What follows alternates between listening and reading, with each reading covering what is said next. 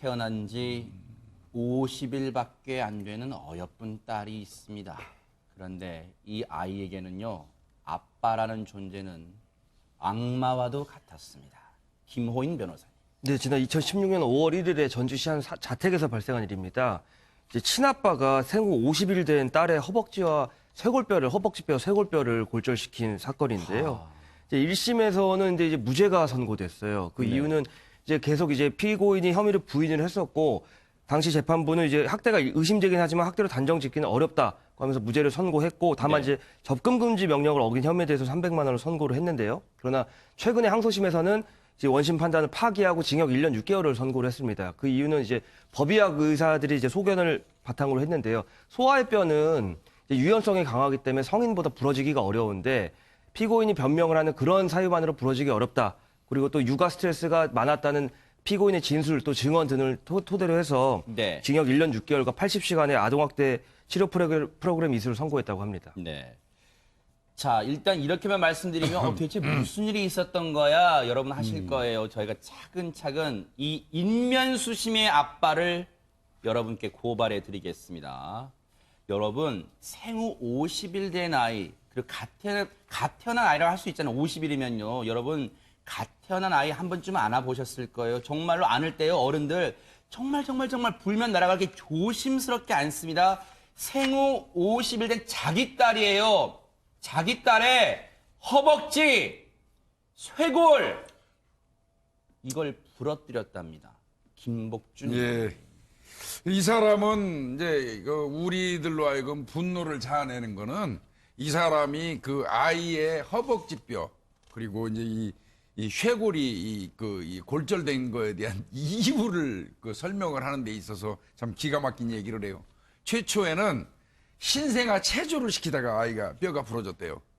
세상에 신생아 체조를 어떻게 시켰길래 그래 이거 뼈가 그렇게 부러지겠습니까? 그러다가 조금 있으니까 잠결에 딸을 소파에서 떨어뜨렸다. 그렇게 얘기를 했고요. 또 조금 있으면 또 바뀝니다. 기저귀 갈다가. 지금 제가 말씀드린 저 세 경우가 아이가 골절될 수 있는 사유가 됩니까? 더더군다나요. 여기서 말씀하시는 그 허벅지뼈 같은 경우는요. 이거는 어지간한 충격에 골절될 수가 없어요. 성인이건 아이건 간에요. 네. 그런데 게다가 이 경우는 생후 50일 된 아이들한테는 그 강한 점이 뭐가 있냐면요. 아주 뼈가 굳어지지 않았기 때문에 유연합니다. 탄성이 좋고요. 관절도 유연하기 때문에 외부의 어떤 그 힘이 가해지지 않으면 저 허벅지뼈는 골절이 될 수가 없는 겁니다. 세상에 지금 이 허벅지뼈 골절된 거예요. 아이가 얼마나 아팠겠습니까? 생후 50일 된 아이가. 진짜 참 아까 저희가요. 정말로 고심 끝에 잠깐만 저희가 여러분께 보여드린 거예요. 아이가 얼마나 아팠을까요? 얼마나 아팠을까요라는 말로도 설명할 수가 없어요. 저 생후 50일 된 자기 딸이에요. 자기 딸. 저 허벅지뼈와 쇄골뼈를 부러뜨린 비정한 아빠요. 이 비정한 아빠로도 설명 못합니다. 그런데 앞서 이 사건이요. 최단비 변호사님 재판까지 가서 이 나쁜 아빠를 응징해 주세요. 벌해 주세요 그랬잖아요. 그런데 1심에서 무죄가 나왔다는 게 저는 믿기지가 않습니다. 1심에서는 이제 형사 절차이기 때문에 무죄 추정의 원칙이고 검사가 이것이 유죄라는 것에 대한 엄격한 증명 책임을 져요. 근데 그 당시에 검찰이 제출했던 증거만으로는 반드시 아빠가 이 상처를 냈다는 것을 입증하기가 어렵다는 게 법원의 판단이었습니다. 그런데 이제 2심에서는 왜 결론이 바뀌었느냐. 앞서서 김호인 변호사님께서 잠깐 설명해 주셨지만 아이의 뼈가 부러진 건 확실해요. 근데 아이들을 우리가 이 신생아를 키워보신 분들도 아실 거고 꼭 안 키워보셔도 주변에 아이를 한 번 만져보신 분은 아실 거예요. 일단 50일 된 아이는 정말 작습니다. 자꾸 만져보면 굉장히 말랑말랑해요. 그게 이제 결국은 뼈가 탄성이 높다는 건데 이러한 뼈들은 웬만한 상처의 충격은 어른들보다 훨씬 더 흡수를 잘한다는 거예요. 근데 대퇴부에 있는 뼈 같은 경우는 신경도 지나가는데 이 대퇴부에 있는 뼈를 이 정도로 부러뜨리려면 굉장한 충격을 줘야 되는데 이 아빠의 충격이 아빠가 변명을 하는 것에 대해 예를 들면 신생아 체조 아니면 소파에서 떨어진 정도로는 부러질 수가 없는 것이고 너무 안타까운 게 50일 된 아이는 말도 못합니다. 그러니까 본인이 이렇게 많은 고통을 겪었을 때 그 네. 고통을 누구에게 표현할 수도 없는 상황이에요. 그러니까 재판부는 이 정도에게서는 이 아이에게 엄청난 충격을 줬다라고 판단한 것이고 네. 두 번째는 전 이 부분을 짚고 싶어요. 네네. 피고인의 결혼과 육아 스트레스가 상당했다라는 것이 어머니의 진술로 나오는데 어머니한테 이 사람이 얘기를 합니다. 아이가 자꾸 울어서 잠을 못 자서 너무 짜증이 난다. 50일 된 아이는 울 수밖에 없습니다. 자기가 말할 수 있는 것이 우는 것밖에 안 되는데 네. 그리고 여기 하나 더해서 네. 강아지 곁에 있어주고 싶은데 있어주지 못해서 이 딸이 너무 밉다. 강아지 곁에는 있어주고 싶으면서 딸이 자기 옆에 있는데 운다고 짜증이 나서 대퇴부에 있는 뼈를 부러뜨릴 정도의 폭행을 가했다는 것이 2심의 결과를 뒤집을 수밖에 없는 상황이었다라고 보입니다. 김복준 의원님, 예. 사람입니까? 사람이에요. 자기 엄마한테 이 친부라는 사람이 여러분 오해하지 마세요. 자기 아내한테 했다는 게 아니라 자기 엄마한테 이 친부라는 인면수심의 친부가 자기 엄마한테 이랬대요. 칭얼댔대요. 엄마 나 잠 못 잤어. 왜 못 잤냐면 딸이 앉아서 칭얼대서 나 못 잤어. 아 짜증나. 괜히 딸 미워. 내가 좋아하는 강아지 같아도 못 가잖아. 나 괜히 딸 밉다. 이런 말을 친부 자기 엄마한테 고자질을 했대요. 이 못난 아들 같은 사람이. 그런데 김복준 의원님, 1심에서 무죄 나왔던 이 사건이 2심에서 뒤집힌 데에는 예. 법의학자들의 어떤 소견도 뭐 중대한 영향을 미쳤단 말이 있던데 예, 이게 무슨 맞습니다. 말입니까? 아까 제가 말씀드린 것처럼 어린아이들의 뼈는 그 성인보다 탄성이 압도적으로 우월하고요. 탄성이요. 아. 그다음에 유연성이 굉장히 높기 아하. 때문에 부러지는 일이 거의 없습니다. 음. 그런데 그럼에도 불구하고 참 이 어린아이 그 이 부러진 부분을 설명하는 것도 좀 고통스럽네요. 그 조금 맞아요.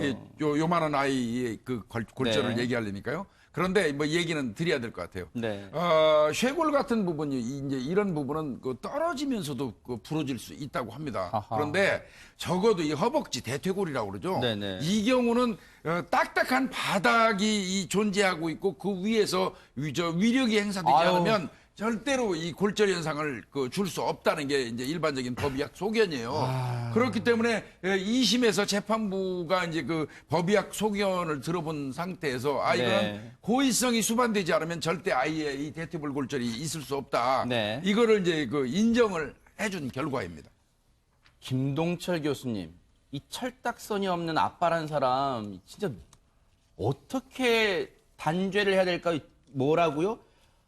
아빠가 되면 육아 스트레스는 다 있는 거 아니에요? 그런데 자기 엄마한테 고자질합니다. 나 얘 때문에 못 잤어. 막 이런 얘기를 합니다. 지금. 누구든 육아 스트레스가 없는 사람이 누가 있겠습니까? 네. 저도 뭐 포함해서 모든 사람들이 아마 아이를 키우면 육아 스트레스가 있을 텐데 네. 지금 이 아빠가 20대고요. 네. 91년생입니다. 자, 게임에만 몰입을 한다고 하고 그리고 또 이제 우울증 증상도 있다라고 얘기를 하거든요. 네. 자, 남자들이 이제 그 어떤 그 사고에 대해서 확장성이 없으면 네. 이제 우울증이 만약에 걸리게 된다면, 하하. 이제 일반 우울증은 사실 이제 기분이 다운되지만 남자들의 네. 우울증은 조울증을 동반하기 때문에 분노 조절에 대한 문제가 생기거든요. 네. 자, 그렇다 하더라도 네. 스트레스 없는 사람이 누가 있겠습니까? 네. 자, 제가 봤었을 때는 20대 아빠가 미성숙한 의식을 갖고 있고요. 네. 그리고 작은 고통도 이겨내지 못하는 아하. 아주 철부지 아빠. 네. 그렇기 때문에 제가 봤었을 때는 약간의 이제 정신적 문제도 약했다. 이렇게 네. 얘기할 수는 있겠죠. 물론 어린 부부라고 해서 다 이렇게 미성숙하고 아이를 제대로 못 키우고 그런 거 절대 아니에요. 유독 이 친부라는 사람은 정말로 아빠 자격을 의심케 할 만한 미약한 사람이었던 것 같습니다. 그런데 혹시 이제 방송을 보시는 분들 중에 그런 생각하실 거예요. 홍순빈 아나운서, 그럼 아이가 이 지경 될 때까지 그럼 엄마는 뭐 했을까요? 궁금해하시는 분들 계실 것 같습니다. 이 남편은 아내의 눈을 피해서 딸을 폭행한 것으로 보입니다. 산후조리원에서 이 아내가 집으로 돌아온 날부터 뭔가 좀 이상했다고 해요. 그래요? 그렇습니다. 아이의 몸에서요, 손톱 자국과 멍이 계속 발견이 되는 겁니다. 남편한테 물어보니까 남편은 실수였다, 힘 조절했다라면서 그때마다 변명을 해왔던 거죠. 아하. 사건 당일에는요, 이 아내가 며칠째 잠을 자지 못해서 남편에게 아이를 맡기고 안방에서 잠을 자고 있었습니다. 네. 그런데 잠이 딱 들려고 하는 순간 아이가 울기 시작해요. 아하. 분유를 줘도 계속 울었다고 아이고. 합니다. 그래서 남편을 불러내 이 남편이 아이를 데려오는데 네. 다리가 좀 이상했다고 해요. 아이 다리가요? 그렇습니다. 그래서 병원 가서 엑스레이를 찍어보니까 허벅지뼈가 부러져 있었고요. 게다가 또 발바닥, 발등에 손톱 자국이 있었습니다. 그런데 엑스레이를 찍어 보니까 이 다리뿐만 아니라 쇄골뼈까지 부러져 있었다는 사실이 확인이 된 거죠.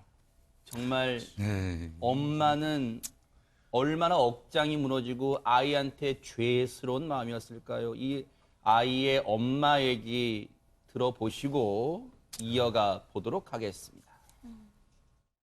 아이를 키우면서 사건이 있기 전에 아이한테서 멍을 발견을 했었는데 그게 좀 산후조리원에서 나와서 아기 50일 될 때까지니까 몇 주 안 되는 기간 동안인데 멍을 되게 자주 봤단 말이에요.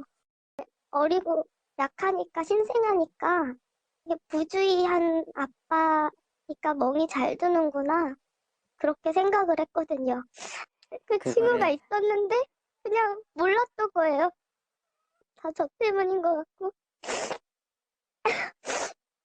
아이한테 너무 미안해요.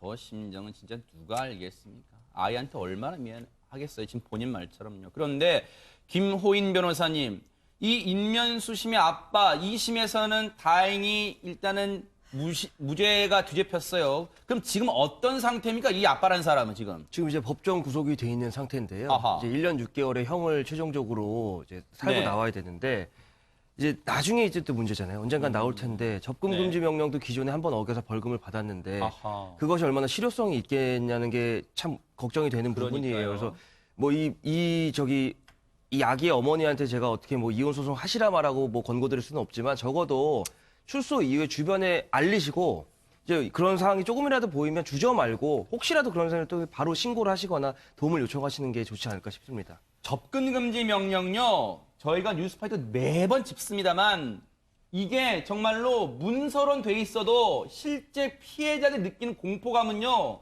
이루 말할 수가 없을 거예요. 바로 이 엄마도요. 이 아이의 엄마도 바로 이 복역을 하고 나올 아빠라는 사람에 대한 두려움을 여실히 드러내고 있습니다. 그 얘기 들어보시고 이어가 보도록 하겠습니다. 아기가 통증을 호소를 해요. 이제 말을 시작했는데 아야 아파 이런 말을 해요. 비 오는 날이나 이런 날에는 그런 게 좀 더 잦고 이제 정신적인 그런 부분도 치료가 반드시 필요하다고 했었고요. 접근 금지를 뭐 신청을 할 수도 있겠지만 이미 접근 금지를 어긴 사람이잖아요. 그리고 접근 금지를 한다고 한들 그게 완전하게 아이랑 저를 보호해주지 못할 수도 있다는 생각이 들고 복수하려고 보복하려고 찾아올 수 있지 않을까. 왜 이 엄마가요, 이 아이의 엄마가, 이제 아이는 이 사건이 3년 전이니까 아이가 조금은 컸겠죠. 그러니까 앞서도 얘기 나오잖아요. 이제는 좀 말을 한대요, 아이가. 그런데 아파, 엄마 아파. 여전히 상처가 지금 후유증이 있는 거예요. 그런데 이 접근 금지를 왜 걱정한 줄 아세요?